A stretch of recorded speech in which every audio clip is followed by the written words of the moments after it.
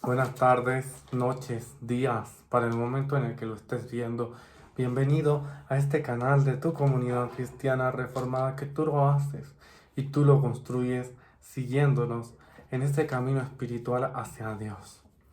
Yo soy, como siempre, el reverendo Enrique Neria Molina y estoy para servirles a todos ustedes. En sus dudas, comentarios, nos pueden seguir en nuestras redes sociales y externarnos cualquier cosa. Nos encontramos en México, en el estado y en la ciudad. Am, bueno, el tema del día de hoy es un tema muy importante que nos atañe a todos nosotros. Es este video por el especial del mes de junio del Pride del Orgullo Gay, que se titula Sexualidad, Fe y Salvación.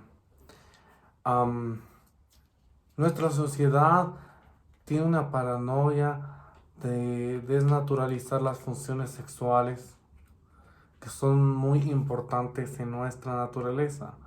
Desafortunadamente esta paranoia no es nueva, pero está profundamente impregnada por nuestra cultura occidental. Debido a esta obsesión que está tan penetrada en todos los círculos de nuestra sociedad occidental, entrado hasta nuestros pensamientos religiosos. En lugares donde la sexualidad en realidad no tiene ningún lugar ni ningún espacio. De hecho, la mayoría de la gente desinformada o por la tradición de sus ancestros, de su familia, lo que han escuchado en el culto, en la misa, en la misma televisión, confunde conceptos culturales sobre el sexo y el matrimonio con conceptos religiosos. Un buen ejemplo es la suposición actual de que la monogamia, ¿qué es la monogamia? El estar con una sola persona, es el único de vida aceptable para un cristiano. Ciertamente es extraño que un fundamentalista lo creyera. Después de todo, muchos de los héroes del Antiguo Testamento eran polígamos. Los 12 hijos de Israel eran de hecho 4 conjuntos de medios hermanos, nacidos de 2 esposas y de 2 concubinas de Jacob. Los reyes David y Salomón tenían varias esposas. Por ejemplo, David tenía también amantes hombres. Y esto no se consideraba malo, ni siquiera figuraba entre sus imperfecciones morales, ni religiosas, ni como un pecado. La cultura, no la religión, ha decidido que la monogamia es lo mejor. Esto no quiere decir que se promueva lo contrario o que se apoye o no se apoye. Puede haber problemas de justicia, equidad que planteen dudas sobre la rectitud moral de ciertos aspectos de la poligamia. Tal, por supuesto, no se puede decir de muchas relaciones monógamas. También, en cualquier caso, los musulmanes comparten la misma tradición religiosa que los cristianos y los judíos y sin embargo no ven nada específicamente malo con la poligamia en sí misma. Del mismo modo, fornicación es un concepto muy mal entendido en la Biblia y en nuestra sociedad de hoy. La palabra griega poernia aparece muchas veces en la escritura, junto con sus varias palabras relacionadas a lo largo de la evaluación lingüística. Muchas palabras griegas que comienzan con P se movieron al inglés como palabras que comienzan con F, como pater, convertirse en padre. Por lo tanto, pornia se convirtió en fornicación. Incluyendo pornos, que significa prostituta masculina, y porna, un prostituto femenino.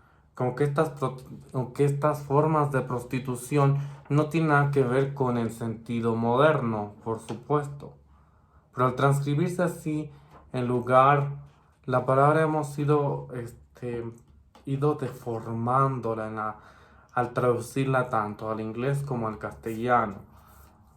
Por cualquier razón, fornicación ha llegado a significar cualquier sexo fuera del matrimonio, particularmente el sexo prematrimonial. Puernia, sin embargo, significa prostitución. Para empeorar la historia y hacer que la puernia sea aún menos relevante para nosotros, esta prostitución era radicalmente diferente a lo que pensamos hoy. No se refería a las mujeres ni a los hombres que van caminando por las calles ofreciendo sexo a cambio de dinero, o de los que andan en tugurios o en prostíbulos o en cuidándose en despedidas de soltero y de soltera, brindando favores sexuales. A veces se refería a esclavos traídos por proxenetas a una nueva ciudad y obligados a tener relaciones sexuales para beneficio financiero de los dueños, precisamente este tipo de esclavitud de la época.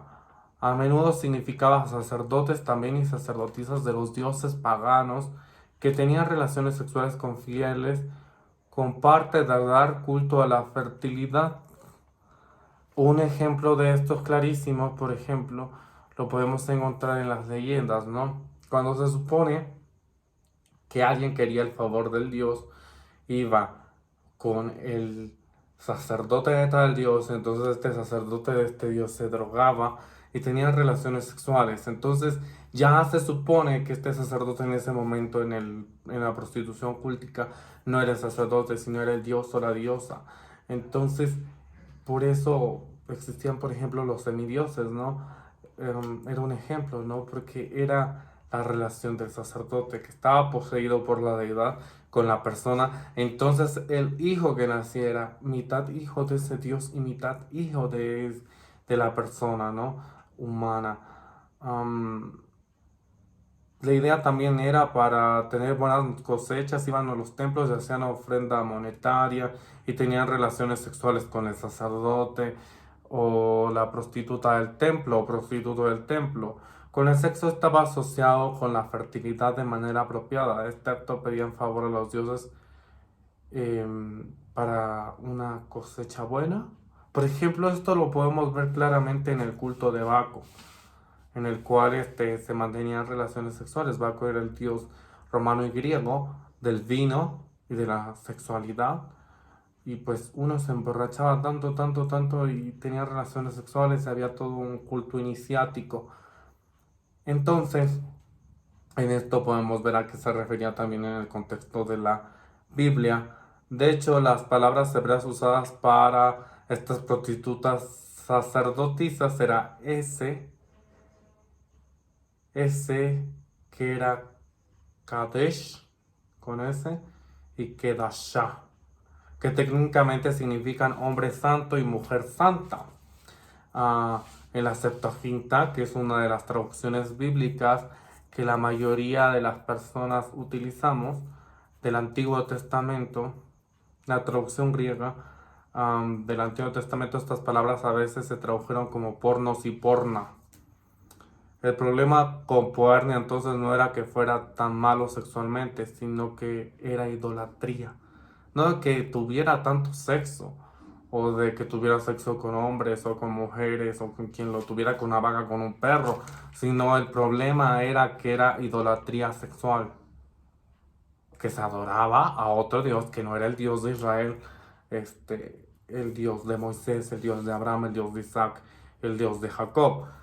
Esto también nos hace una idea para que los conceptos de adulterio que nosotros actualmente tenemos, ¿no? Y que están conectados tan íntimamente con la Biblia. De hecho, el adulterio a menudo se usa no como inmoralidad en sí misma, sino como un símbolo del mal mayor de la idolatría. La Biblia simplemente no aborda el concepto del sexo prematrimonial tal como hoy lo conocemos, o como las iglesias, o como los pastores, sacerdotes, monjas, etcétera, nos quieren decir. Qué triste es esto, ¿no? Que los fundamentalistas, sino la mayoría de los cristianos, de las diferentes tradiciones, incluso personas no religiosas, juren que incluso la mayoría de los cristianos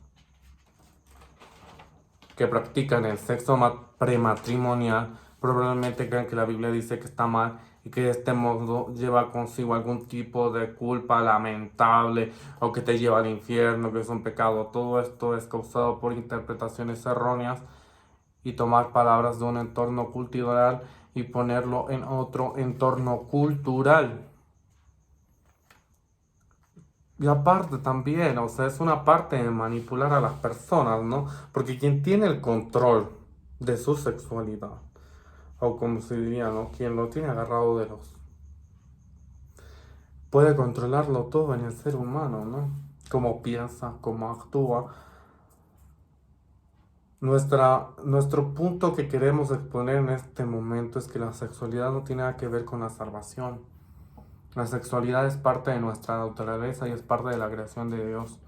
No es más o menos sagrado que respirar, es absolutamente lo mismo, o que hacer del baño. Una persona no se salva porque él vive una vida casta. Eso es otra cosa que dirían, porque hay algunos sacerdotes que tienen esta opción, pues sí hay algunos que los llaman para tener esta vida casta, pero no a todos. Y quien no lo quiera tener, pues no es algo que lo salve o no, que lo haga más meritorio o más santo, porque esto no dice la Biblia, esos son inventos del ser humano, ¿no? De las religiones. Una persona no es condenada por ser gay o trabajar como prostituta o tener una aventura extramatrimonial. Simplemente el pecado, por ejemplo, en una aventura extramatrimonial no sería el que estés teniendo relaciones sexuales con otra persona, sería más bien que estás defraudando la confianza de la otra parte o estás dañando a tu prójimo y no le estás teniendo la confianza necesaria. Por ejemplo, si una pareja decidiera un matrimonio, tener una relación abierta, pues los dos están de acuerdo. Puede haber actividades sexuales y estilos de vida que son degradantes, irrespetuosos con la pareja, sin amor y de otra manera inmorales, pero pero no son de lo que se trata del infierno.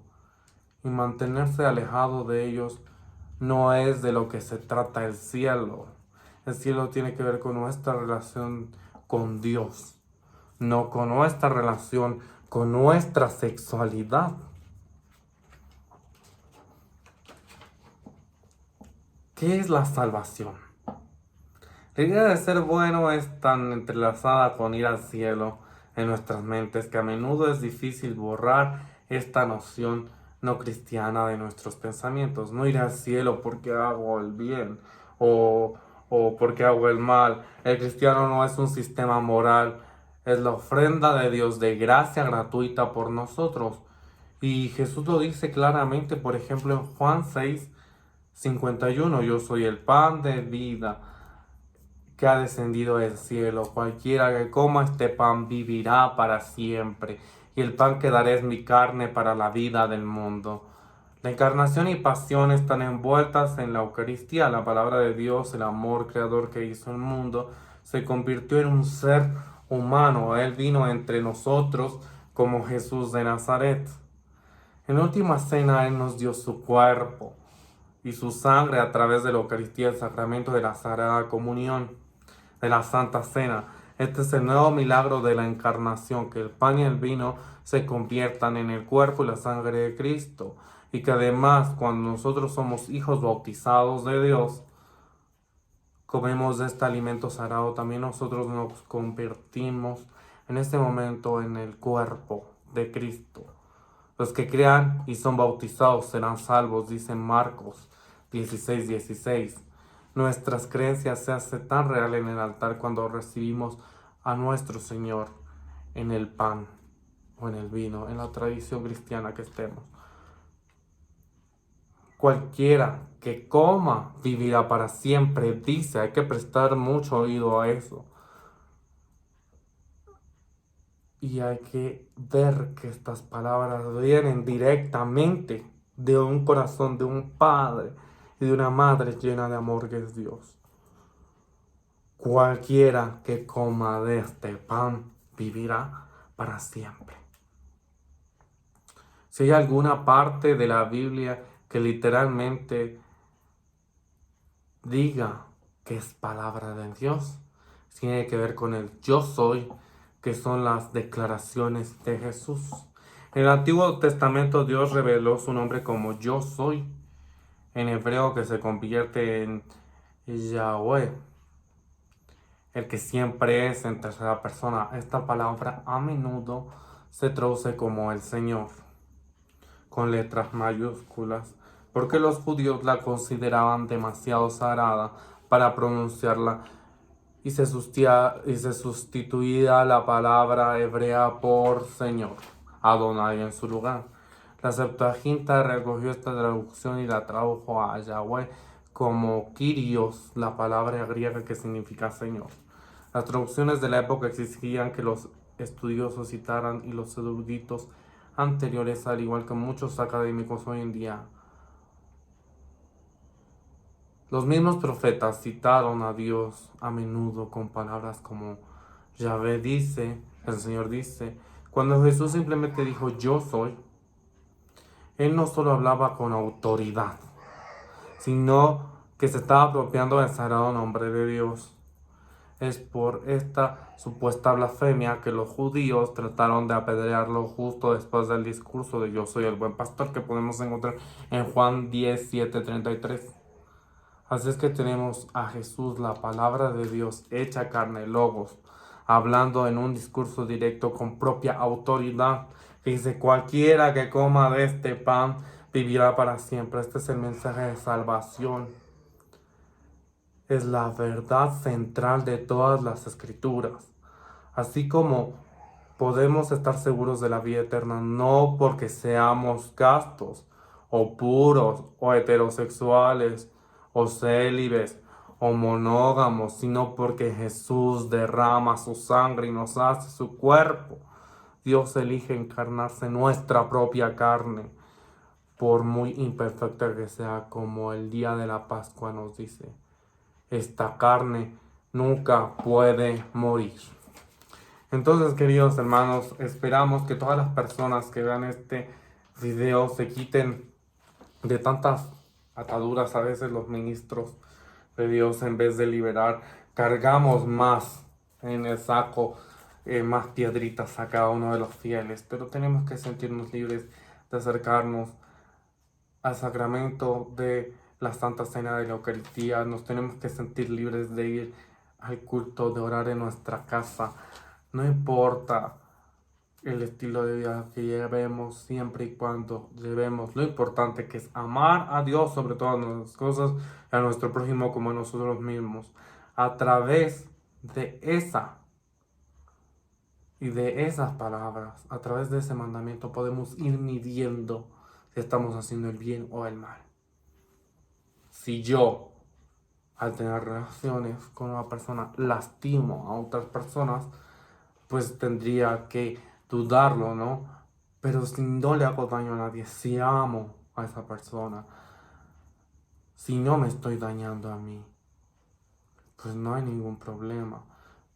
Bajo esa escala tenemos que dirigirnos, queridos hermanos. Pues bueno, les agradezco que hayan visto este video. Por favor, suscríbanse, denle like, repostéenlo, por favor, compártanlo para que sigamos creciendo en la paz y liberación que Cristo nos dejó. Un saludo y hasta la próxima.